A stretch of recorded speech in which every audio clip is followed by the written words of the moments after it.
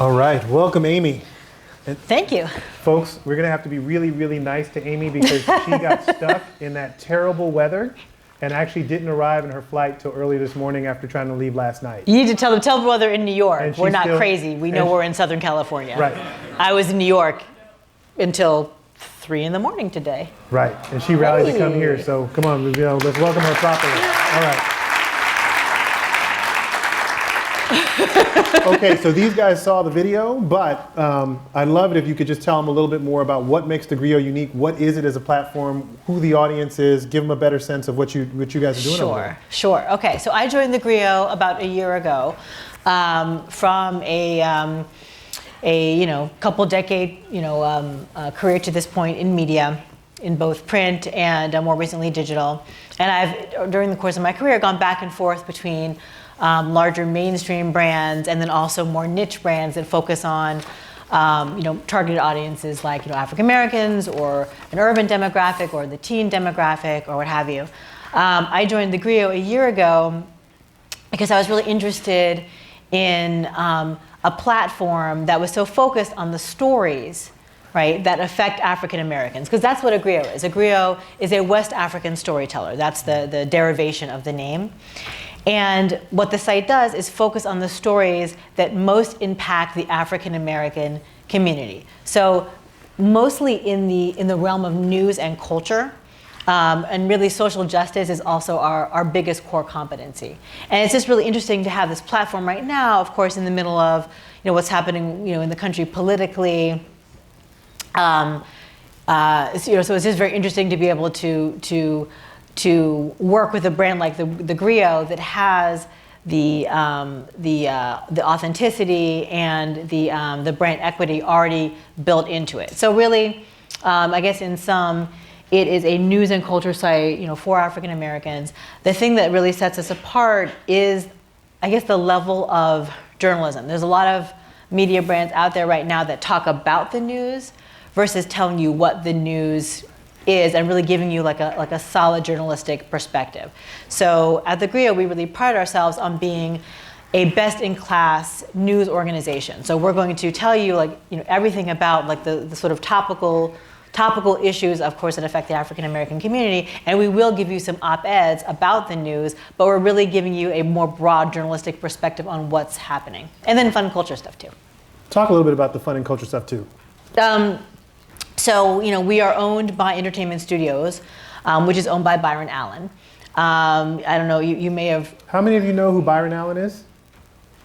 Excellent. These are my right. students. Oh, God, okay, so it's...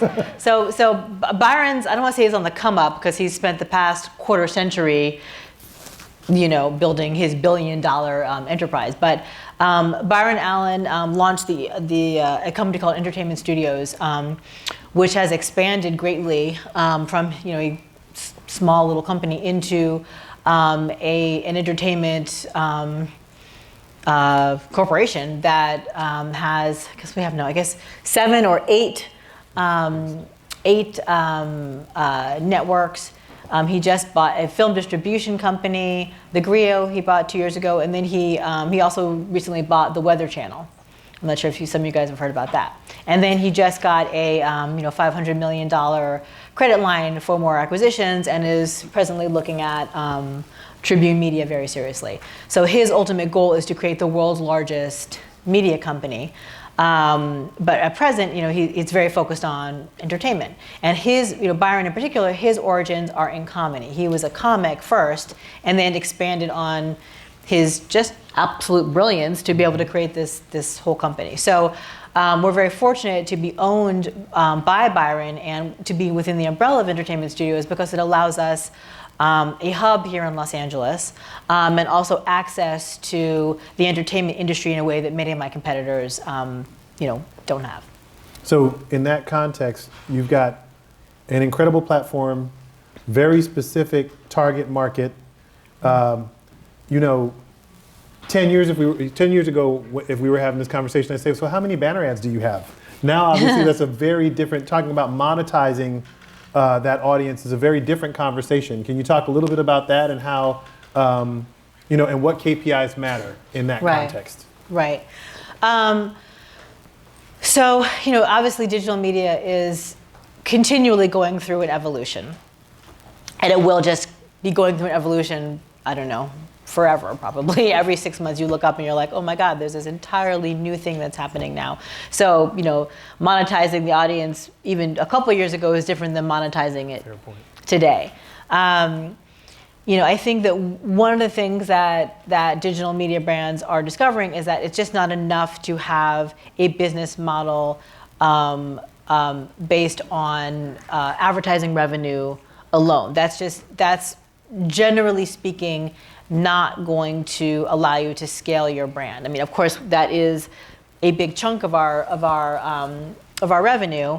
Some of that comes through programmatic advertising, but most of it comes through direct deals that we do with various various ad clients, and then a big chunk of that. Because people aren't really that interested anymore in sort of the kind of typical, we're going to take over your homepage, because, really who cares about the homepage anymore? Like, that's not a thing. Like, nobody's going to, so few people are going to be like, oh my God, I'm going to check out the Griot today to see what's going on in Black America. Like, that's not a thing, right? You just, whatever stories you're going to go to, you're going to find them on your social feed, right? And then you're going to, go to the site through the stories that you click on in your social feed. So as we all know, this is 101, but obviously social media is the new homepage. Anyway. Not 101 though. So this is one of the things that I think is really interesting about what you have to wrestle with right now, because we're in this playlist culture. To your point, thanks to social media and recommendation engines and all this other stuff, it's no longer that people have this kind of curated experience of discovering stuff. Right? Interesting, right. Mm-hmm. And so when you talk about how you connect with these audiences and then engage them and leverage your sponsors and partners, it's a completely different calculus now because of that. That's very true. And so that sort of feeds back to the question we were talking about, which is how to monetize the audience, right? So a lot of what we do is do direct deals with, sponsors or sometimes marketing agencies for, branded content or native content, kinds of campaigns that we then organize in a 360 capacity so that we're developing, content on the site, but then they're also having a robust social media component that goes across all of our social platforms that may go over to their social platforms.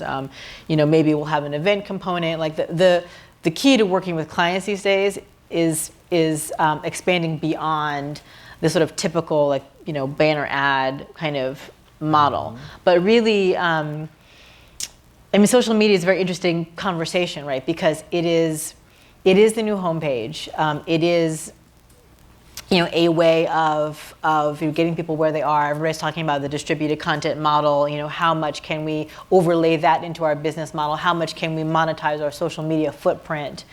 And that's proving to be hard, right? A lot of people are challenged because the CPMs in social media are not as high as they are on your O&O, on your site. At the same time, you need the social media component desperately because that's how you're going to funnel traffic to your site. That's how you're going to get the biggest traffic hose and referrals over to the site. So you really need both. I mean, the bottom line is that content is king, right? But social media and distribution is the kingdom, right? So you really have to figure out how to work with both. That's sort of a long answer to your question. No, that's a great answer to my question. So can you talk a little bit about what you've learned with respect to leveraging these platforms that you don't own? I mean, I can't curse, right? I'm being recorded. Okay. I'm looking at the camera it's really challenging, right? Because we are at the mercy, to a certain extent, of some of these platforms. Like Facebook, for example, they changed their algorithm, by one, I'm going to sound ridiculous because I don't really know how to code, but by one letter, sorry. Mm-hmm. Sorry, guys. Everybody's like, oh! By one whatever. Okay, they changed their algorithm. We'll just leave it there. And our entire business gets upended, right? Because our traffic will, plummet, let's just say. That's happened to us now a couple of times. They've changed their algorithm. And our traffic is plummeted, or they've switched it so that they are now, so that they prioritize native content that's published on their platform, right, versus content that we funnel from our platform to their platform. Like, they don't want you to have to click off of their platform, you to go back to us. They want content that's published on their platform. So that content is greatly prioritized, which of course impacts, the revenue that we generate from the content that we create for the platform. So, I don't know. I don't really have. How much time do you spend thinking about this issue, about how to manage that part of the business? A fair amount, but I think about managing them less than I think about diversifying my business model, so that I'm spreading my streams of revenue out more, so that my risk is mitigated somewhat.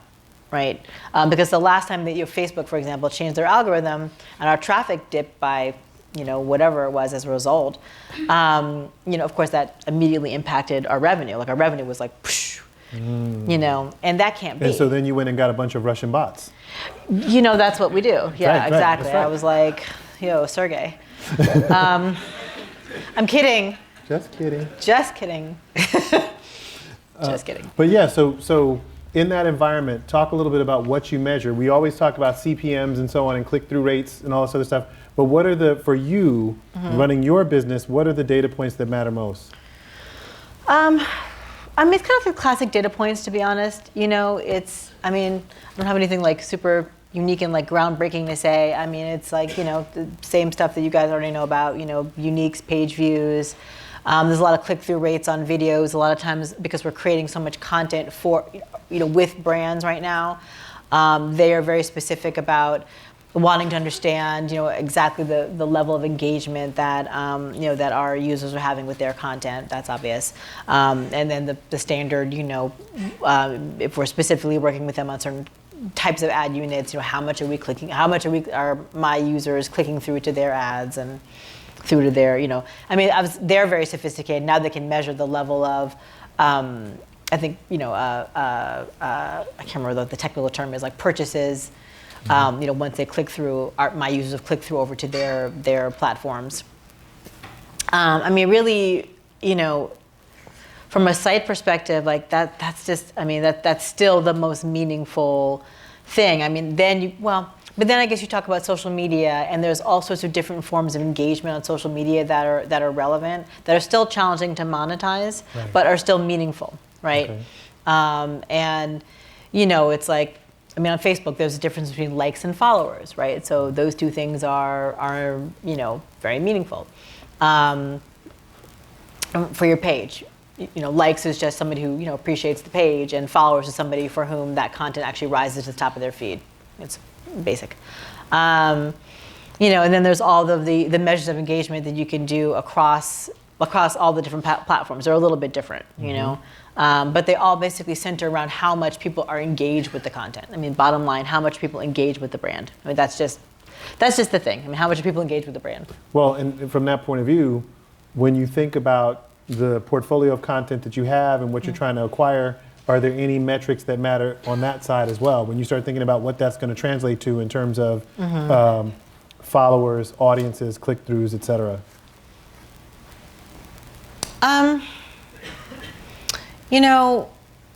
Honestly, when we look at, we're very ROI focused. Byron is very ROI focused.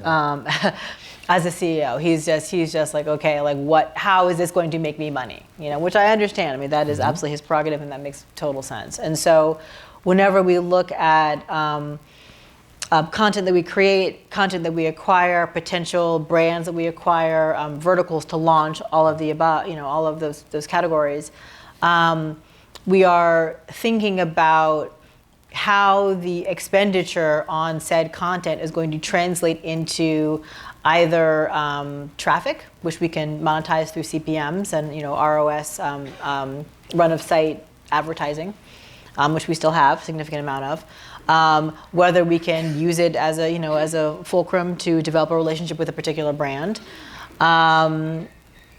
Whether it's going to And then, yeah, I mean, that's really Okay. that's really it. I mean, honestly, you know, there's so much focus now, from my perspective, on making sure that the investment in anything that we do is going to directly translate into revenue in some kind of a capacity. We just don't have a lot of room right now to be sort of investing in kind of blue sky initiatives that we hope may yield something. Like, you know, Byron is much more like specific and grounded than that. He's like, okay, yeah, there's no way in hell I'm going to green light X amount of dollars for, you know, something that we pray is going to, you know, generate some interest. And it's kind of tough, actually, in a funny way, because I actually, I also have a marketing background, and so a lot of times, you know, actually, a lot of times for me, you know, I kind of want to make the argument that, you know, there is benefit, and it's more nebulous benefit, but there is benefit in doing things that generate like brand recognition, brand goodwill, just all of that. I think is just extremely meaningful, but it's harder to quantify directly, and so that just from my perspective is a challenge. So, and now you've slid right into the next thing I wanted to ask you about. So thanks for that segue. From my layman's point of view on the outside looking in, no inside information here, the Griot has a really strong editorial point of view that comes through, right? There's a feeling that you get when you're consuming content from the Griot that is distinctive, right?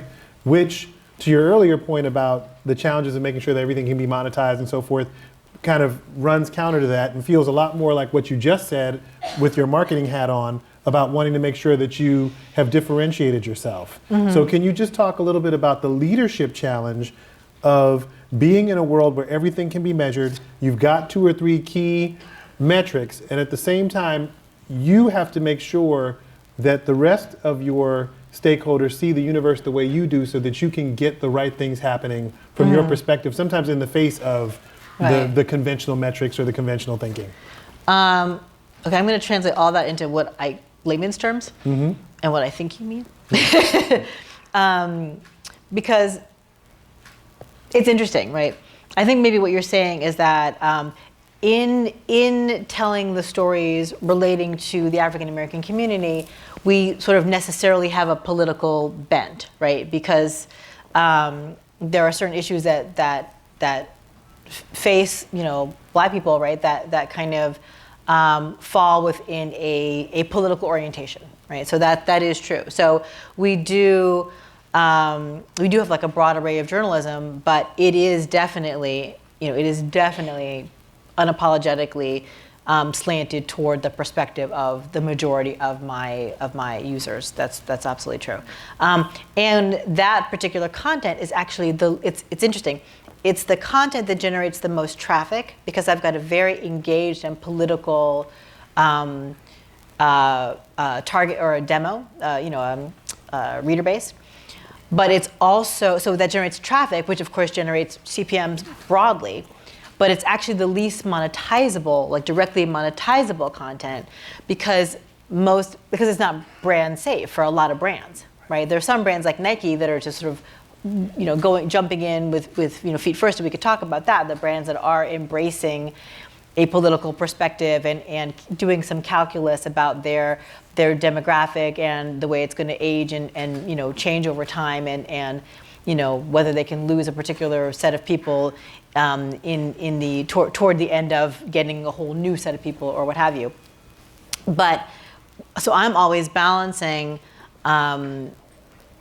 you know, how I'm going to create enough content that's going to generate the traffic and the interest and also demonstrate you know, that we are supporting the community because that's part of the mission and the mandate of the brand. So how are we going to create enough content in that direction, but also balancing that with brand safe, you know, kind of more lifestyle content that some brands may feel more comfortable running against, right? So, so a lot of times we will put some money toward creating, like lifestyle content that may not generate as much traffic, because people love like travel stories, for example, but like oh my God, like a girl's getaway to Anguilla is not going to generate as much traffic for my demographic as, Trump poops his pants, in Europe, whatever. I missed that article, but I will go back. Just Google it. Trump poops his pants, right? / the Griot. Like that will generate more traffic, but like most advertisers may not want to be associated with that. And there's there's all sorts of software. I think it's called Mode, and there's many brands I think that have keyword technology such that if brands give us a set of keywords that they don't want to run against, that particular software will place their ads within content that does not, that they deem to be brand safe. So I've got to have, bottom line, I've got to have enough content that is brand safe for them to run against. Otherwise, my site gets sold out, even though I have the traffic. Does that make sense? Mm-hmm. Does that answer your question? Does that make sense to you guys? Yes? Yes. Okay. So you answered 80% of my question. Okay, the other I'm sorry, 20% is you're in a meeting. Uh-huh. From your perspective, this is the stuff that we're supposed to be doing. Other folks don't see it that way because of some of these other priorities, right? Mm-hmm. What can we monetize? What's brand safe, et cetera? Mm-hmm. You've got to basically get the entire team pulling in the same direction, right? How do you do that in an age where so much of this stuff is quantifiable? This is the big data conference. We're talking about numbers all the time. How can you break past that to make sure the right thing happens? I mean, here's the deal. Like, we're all looking, like my entire team and I are looking at numbers all day, every day, right? Like we use Google Analytics, but we also use Parsley.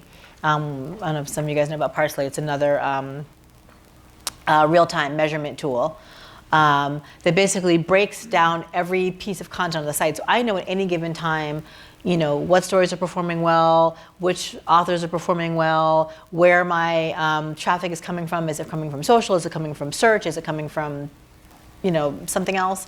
Like what regions, is it coming in? I mean, I know like my traffic patterns, like throughout the day. I mean, we are like deeply in the numbers. So it's interesting working in digital. There's no person on my team who's like, what do you mean this doesn't perform well? Like they, I've got Parsley on a screen in my office. Like you were all staring at it all day.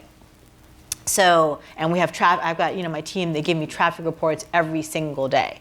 So every single day we know, like, where we are against goal, where we are against year over year, like, like how's social performing.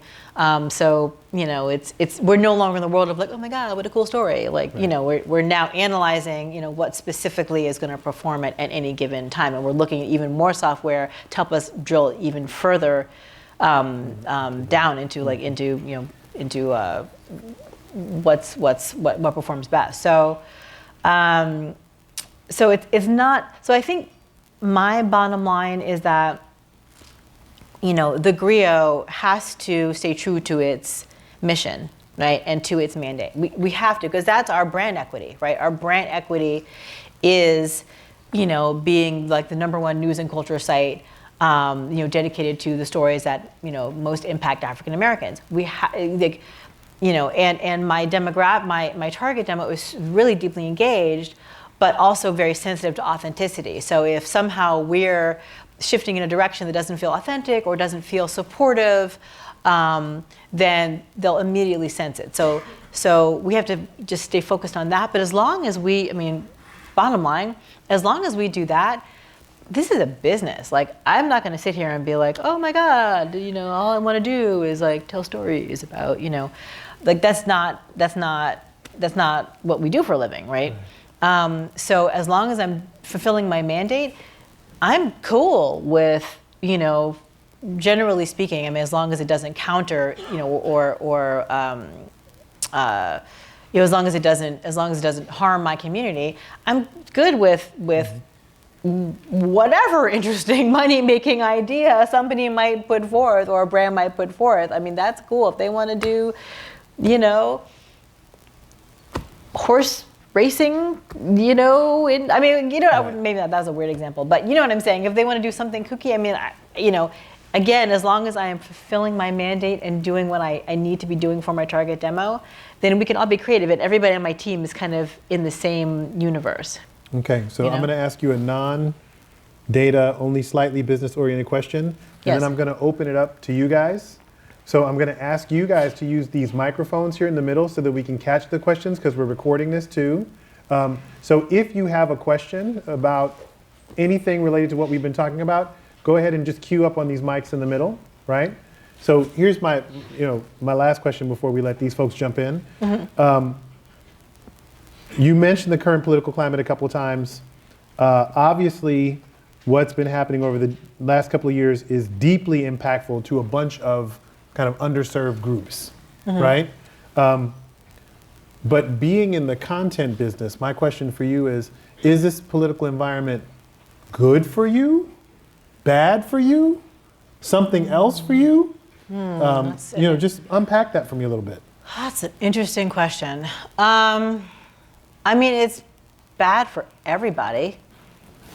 I think, it's just really bad. I mean, it's exhausting. I'm exhausted, it just sucks. I mean, I miss the days when you could just disagree with somebody politically and be able to do so in a civil capacity and then move on, I miss the days of like fiscal Republicans, Right. Remember them? Right.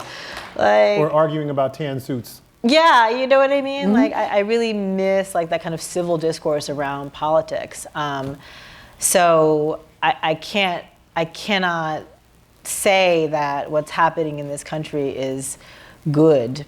Is empirically good. It's not empirically good. No, it's not. And the attacks on media are, from our somebody's administration, are dangerous. They're very dangerous. And I don't think that perhaps, I don't think that. I mean, I know that our current administration does not appreciate the extent to which some journalists, put their lives on the line, to fulfill their duties, which is to report on the happenings, and so it's very tough to be in an environment where disagreement is perceived as fake. That's challenging overall.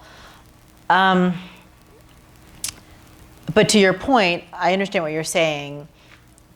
It has deeply politicized the country, and it has mobilized, I guess, or galvanized, I guess, my target demo in some kind of a way. So there is some more swirling energy around some of the topics that are our core competency. That is true. But I just can't say that, I would be so uncomfortable saying that it's good, because we get a lot of traffic around stories that on police brutality. You know what I mean? Like, we do get a lot of traffic on those, but that's not good. That's just shameful, and terrible. I would so much prefer being able to, focus on other topics that do not, that aren't so divisive, right? I'm not so divisive. I don't think that's a divisive topic per se. It is a divisive topic. That's not true. Of course, it's a divisive topic. Yeah. Right. No, That's a divisive topic. I understand. Yeah. The idea that I'm trying to be general and very neutral. I understand. And very polite. Yes. In essence, the challenges and the struggles that people are being made to go through. Right. That is tough to take, regardless of the impact of people potentially seeing the Griot as an even more necessary source of information than it was before. Right, exactly. And I do think that while, again, the political environment in the country has, to a certain extent, politicized my target demo and galvanized people and given people like a thirst for information, the African American community in particular has always been political. And so it has not necessarily required this level of vitriol coming from the White House to to create some enthusiasm for, content around social issues. Like we didn't have to be in this, we didn't have to be in this place to have people be, enthusiastic about social justice content and basically tools. The other thing that we sort of provide is tools to positively impact your life and your community. That's something that is sort of universal, and we could have done it in any political environment. Okay. All right, questions from you. Thanks, Amy. Now, I won't go to politics. So I'm a professor here in digital media. And it was fascinating to me when you were talking about your KPIs as a content company and content distribution, but not talking about owning your own community or the consumer. And then I looked, and I noticed I couldn't find an app for yours. So yes. Just curious on that decision.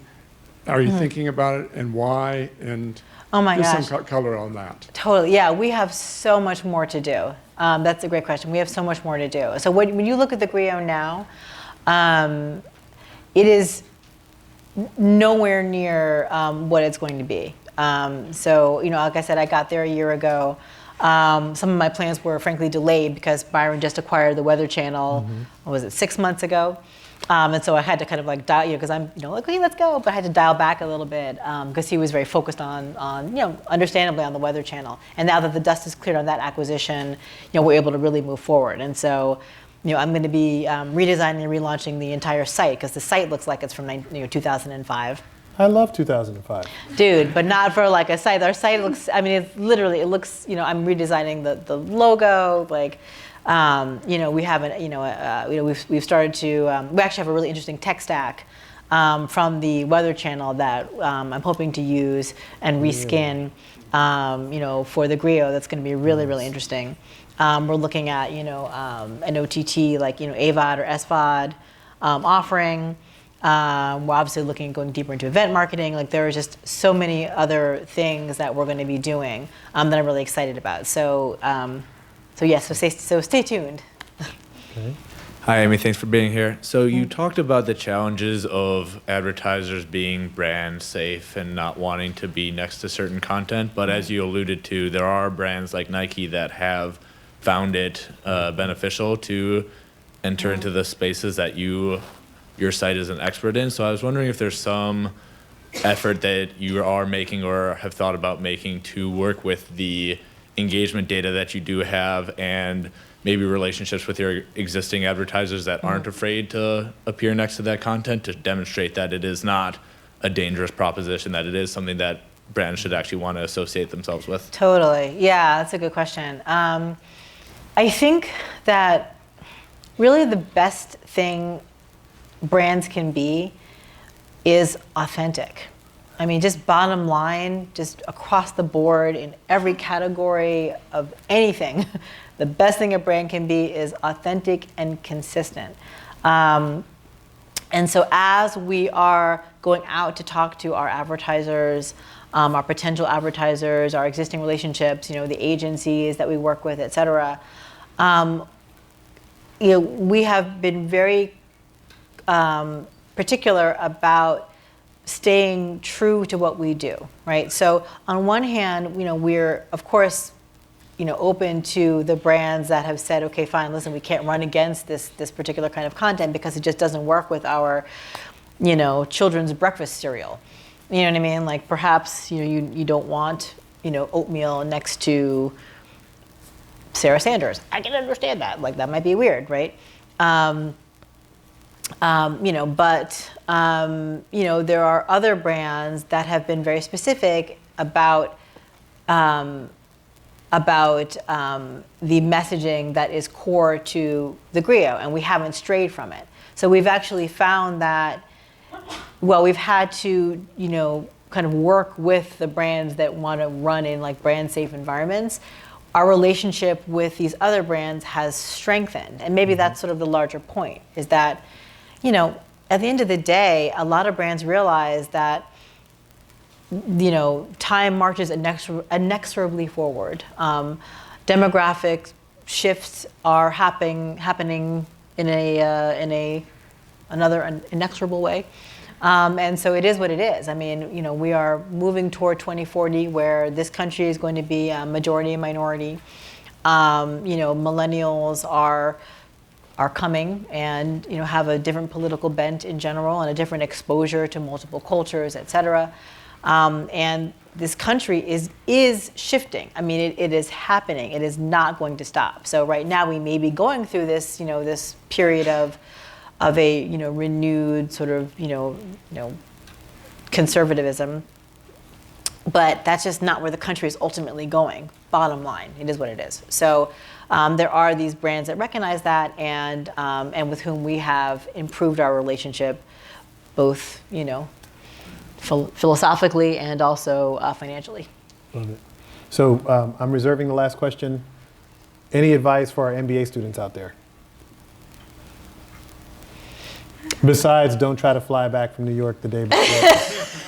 Dude, I had no choice, man. I was doing a panel last night in New York City. It was so crazy. Like it started at 8, or no, 7:30.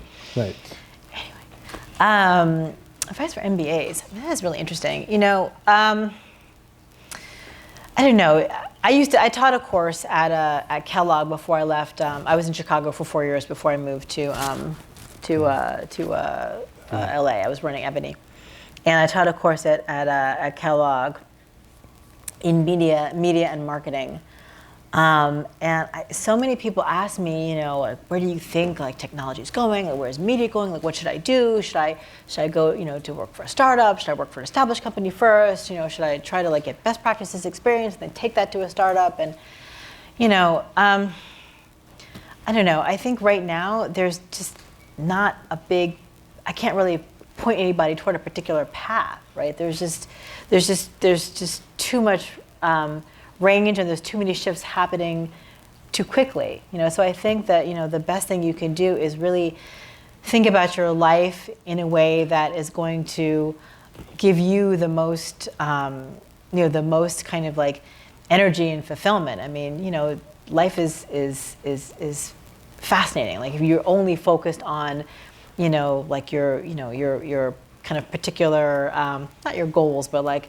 If you're only focused on like the machinations of what you're doing, you're going to kind of miss out on the overall point, which is kind of living for your passion and your independence. And the bottom line is, if you figure out what it is that you love, and then if you devote the time to being excellent at it, then you're going to be happier, and then that's how the money's going to come ultimately.